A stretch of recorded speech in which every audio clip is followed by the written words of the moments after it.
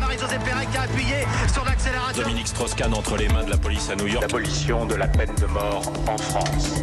On parle beaucoup de l'OTAN en ce moment, l'organisation du traité de l'Atlantique Nord, créée en 1949 pour assurer la sécurité de l'Europe face à l'Union soviétique. Bonjour Lord d'Autriche. Bonjour Dimitri, bonjour à tous. Voilà, c'est un 7 mars comme aujourd'hui, le 7 mars 1966, que le général de Gaulle fait part aux Américains de son intention de quitter le commandement intégré de l'Alliance. Oui, et cette décision, le président de Gaulle l'explique aux Français quelques jours plus tôt dans une conférence de presse retransmise à la télévision en février 1966. Il s'agit de rétablir une situation normale de souveraineté dans laquelle ce qui est français, en fait de sol, de ciel, de mer, de force, et tout élément étranger qui se trouverait en France ne relèveront plus que des autorités françaises. Pour le général de Gaulle, il est temps désormais de s'émanciper de la tutelle américaine. La France peut se défendre parce qu'elle a la bombe atomique. Et puis le président veut aussi éviter à la France de se retrouver prisonnière d'un conflit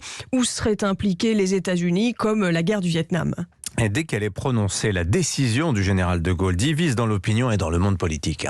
Oui, c'est vrai. Pour certains, le danger d'un réarmement de l'Allemagne plane. Il est question aussi du risque nucléaire. Pour Paul-Henri Spaak, homme politique belge qui a été secrétaire général de l'OTAN, la décision du général de Gaulle est une erreur. L'Alliance Atlantique doit s'adapter à de nouvelles nécessités.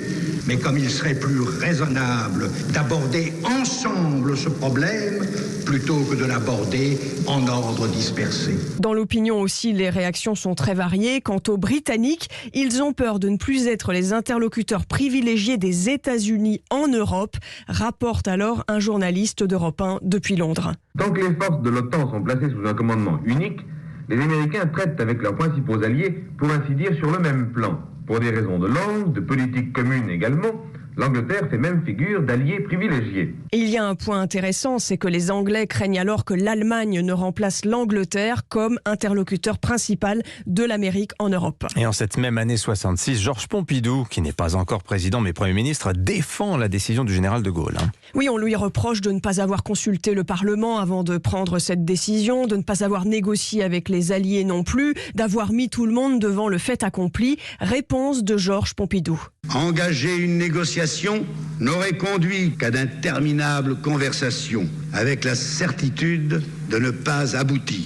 Mieux vaut prendre les décisions qui s'imposent et en négocier ensuite, calmement et positivement, les modalités et les conséquences. Et c'est en 2009, sous l'impulsion de Nicolas Sarkozy, que la France réintégrera le commandement intégré de l'OTAN. Une décision qui provoque alors des remous dans le monde politique français, à gauche comme à droite.